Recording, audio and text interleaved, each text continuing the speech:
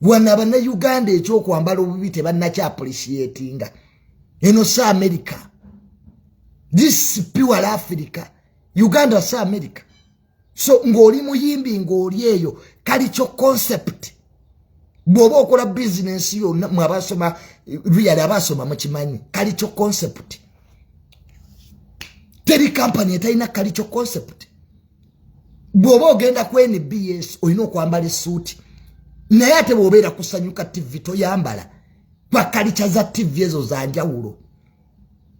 Central Region eyina kalicha zaayo. Wana abantu bagenda mu bivulu ng'ali ne Nazaalawe ne famire y'omuntu akwata maama taata n'abaana ne bagenda mu concert kati obakunamire.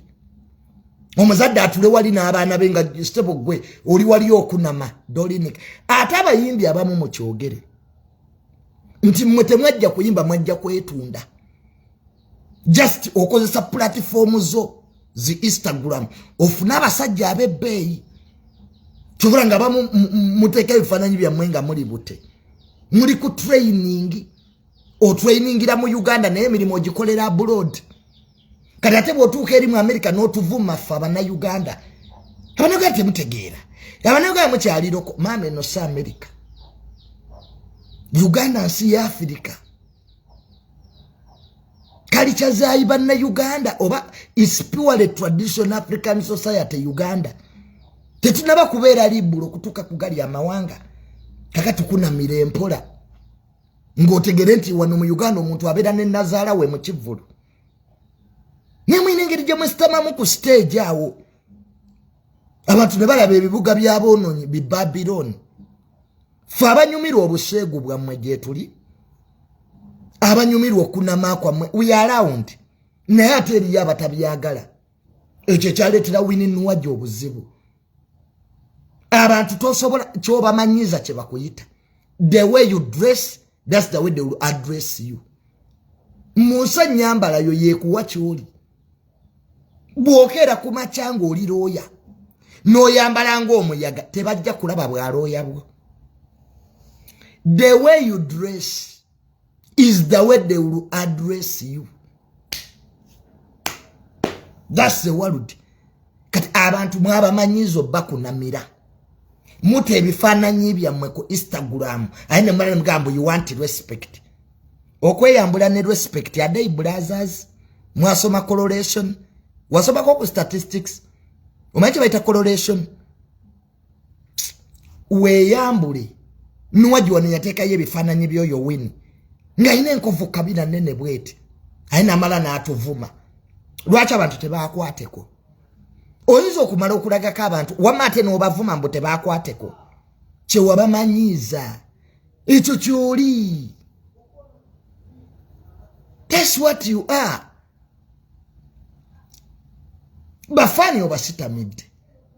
Abantu bajja mu concert ezo bafani tulimu ebika. Nze juni eriyo bafani abali ey'abakazi nga banjagala. Ngaito yagala byenjogera ze kulaba mimwa. Era bwamala n'ateeka ku comment Junior you have nice lips. Nga naye gyali.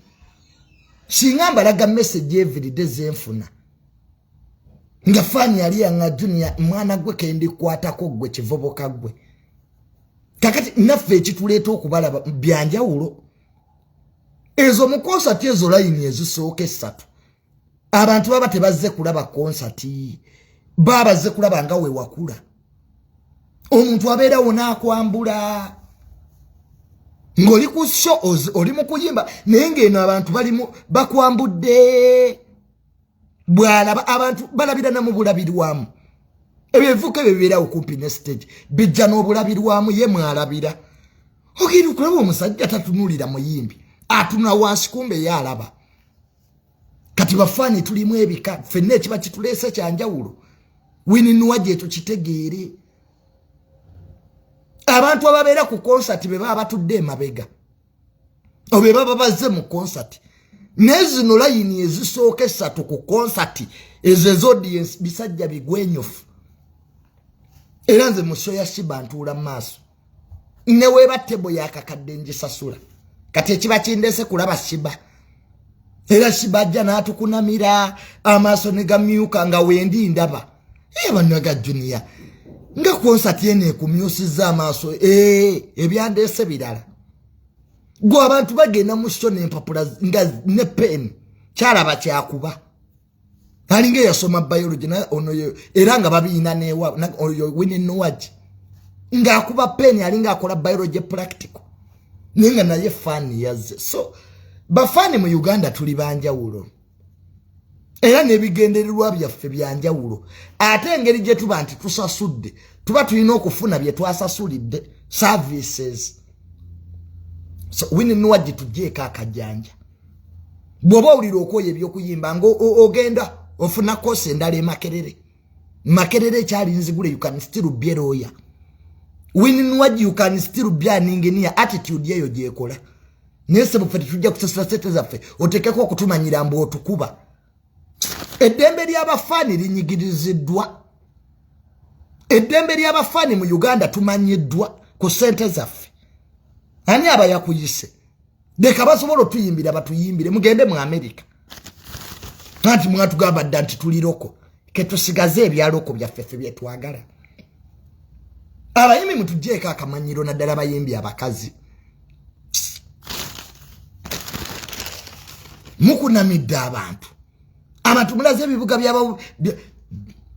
byabononye Babyloni ate temwagala abantu bakwateko atunda yolesa ya mazaawo amangu wano Spice Dana ye muyimbi asinga empisa mu Uganda ajjayo ne bafane ne bazina naye Spice ngata kuba bantu Spice Dana ngata kuba bantu era wamajjayo bafane era kivubuka yakijjeyo wakirabye nga kisanyufu kati oyo muvubuka tajja kunaabo yanyize Spice Diana bambi ngulaba is happy. How do you beat such a soul? As if for you gwe bakutonda mama webikabire wini nwaji we product of kire. We are all in God's image. Batutonda mutaka. So tujeko attitude ye kisiru. Umanyira nya abantu wini nwaji. Mbuze wini simanya nze olaba sagala kumanyira gendo otandike company yo totumanyira gun start your own company olabo batunakusangayo you are doing a public job you are an entertainer daye makerero somo bede CEO wa KCCA ani anakusangayo gun study walemo okusoma you are in music just common sense wamma. It's just common sense.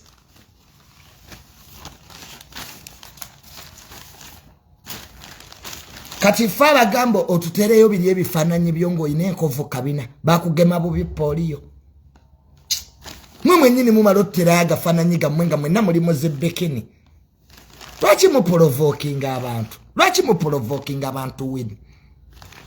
Mwemuloza bana Uganda olwokubasirikirya tuli basiru.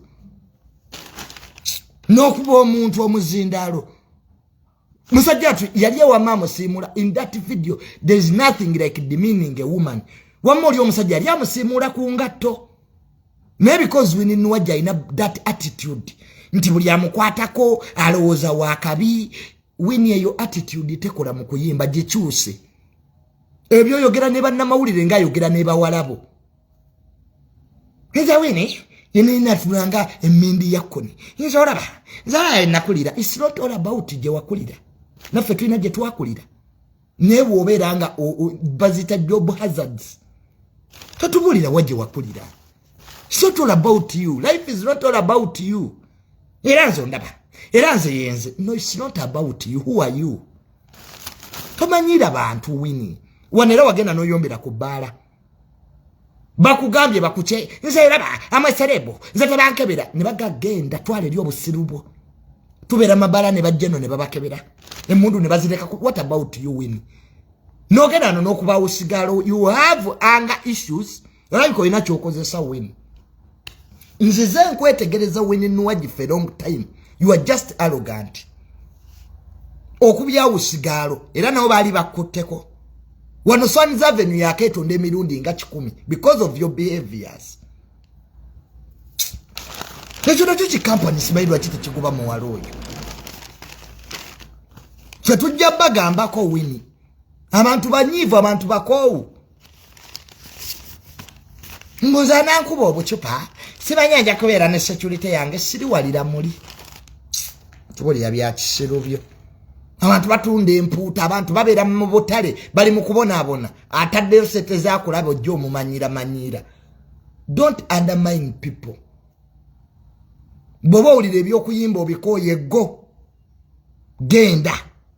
genda mu Serena oyimbira audience gy'oyagala audience ze mwagala zibeera mu Serena zibeera really those places ebiri corporate eyo teri ajja kukwatako ne ogenze Masindi simanya Mubende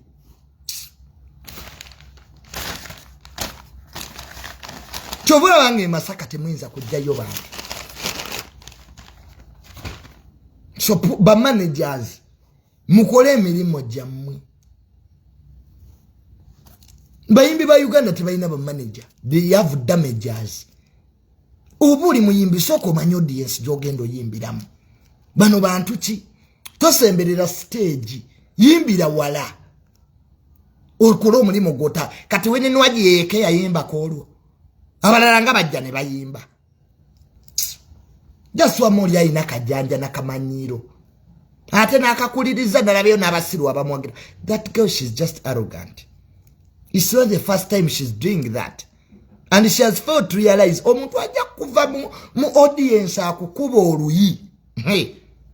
Obulwene gy'omulopa. Wini omuntu ajja kuva mu audience akusabula oluyi.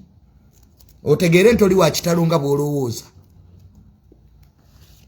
Audience z'abatamiivu.